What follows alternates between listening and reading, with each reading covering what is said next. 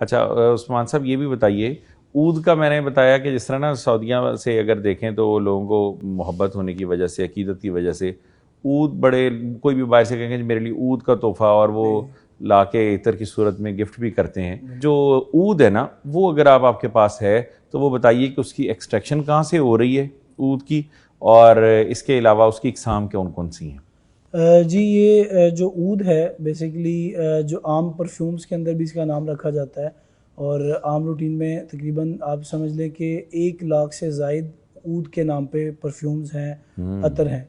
लेकिन ऊद जो है वो ऊद हिंदी जो है, यानी इल्मी तौर पे अगर उलमा से सुना कि सहाबा के दौर के बाद अगर ऊद निकला है तो वो इंडिया के कुछ इलाके हैं जहाँ से पहली मरतबा ऊद को निकाला गया, देखा गया।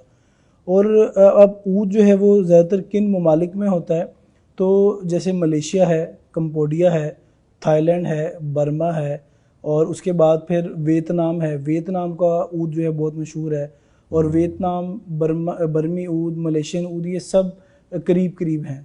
और कंबोडिया का जो कंबोडियन ऊद है वो बहुत मशहूर है। तो यहाँ पर मैं एक चीज़ वाज़ेह कर दूँ कि अक्सर लोग सवाल करते हैं, और देखने वाली ऑडियंस इस वक्त यही सुनना चाह रही होगी कि हजर अस्वद को कौन सा अतर लगता है।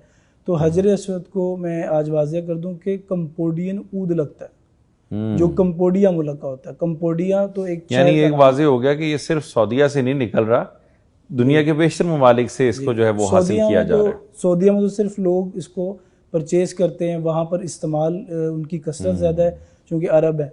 तो कंबोडिया से ये इंपोर्ट किया जाता है, और हजर अस्वद पे और गिलाफ काबा पे जो लगता है वो कंबोडियन ऊद लगता है।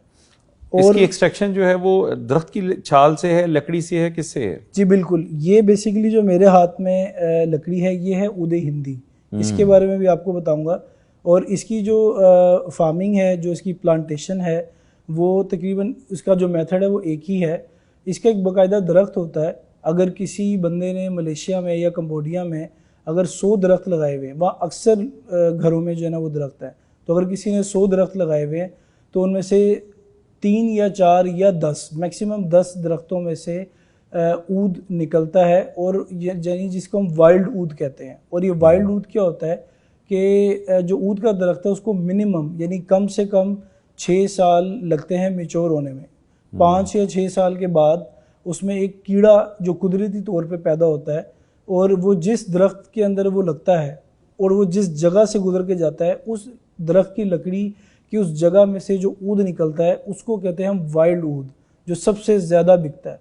यानी जो कुदरती तौर पर पैदा जो हो रहा है। कुदरती तौर पर पैदा होता है। और अगर चूंकि बाकी जो दरख्त हैं जिसने फार्मिंग की है दरख्तों की, और उन पे अगर नहीं लगता, तो फिर उसके ऊपर 5 या 6 साल बाद उसको इंजेक्शंस के ज़रिए उसको उसके अंदर वो चीज़ डाली जाती है।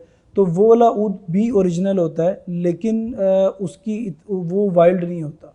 तो ये जैसा कि आप देख सकते हैं कि ये जो ऊद है, ये यानी जो ऊद के लगाने वाले शौकीन हैं उनकी लैंग्वेज में क्वालिटी को समझाने के लिए चंद मशहूर नाम हैं, जैसे ऊद हिंदी, ऊद सयूफ़ी, ऊद तरात, आसाम का ऊद।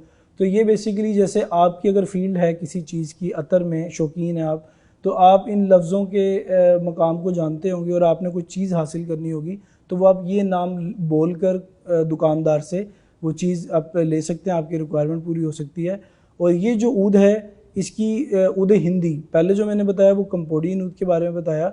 ये जो ऊद हिंदी है, ये एक्सट्रैक्ट जो है वो इंडिया के कुछ इलाकों से हो रहा है, बांग्लादेश से हो रहा है, सूरत से हो रहा है, दिल्ली से हो रहा है, और सबसे बड़ी बात कन्नौज से हो रहा है। कन्नौज इसका शहर है। और ऊद हिंदी जो है वो इमाम काबा जो इस्तेमाल करते हैं वो ऊद हिंदी इस्तेमाल करते हैं। और इस वक्त इस अतर की जो कीमत है जो मेरे हाथ में है, ये देखने में बड़ी शीशी है, लेकिन इसके अंदर छोटी सी मकदार है, यानी 3 माशा, जिसको हम 3 ग्राम भी बोलते हैं। तो इसकी कीमत तकरीबन इस वक्त 28,000 रुपये है। और इसकी जो बड़ी बोतल की कीमत होती है वो 30-32 लाख तक भी जाती है। उनमें डिफरेंट ग्रेड्स होते हैं, और ये कुछ मेडिसिन के अंदर भी यूज़ होता है, और मोस्टली इसको अरब ममालिक के अंदर कसरत से इसको इस्तेमाल किया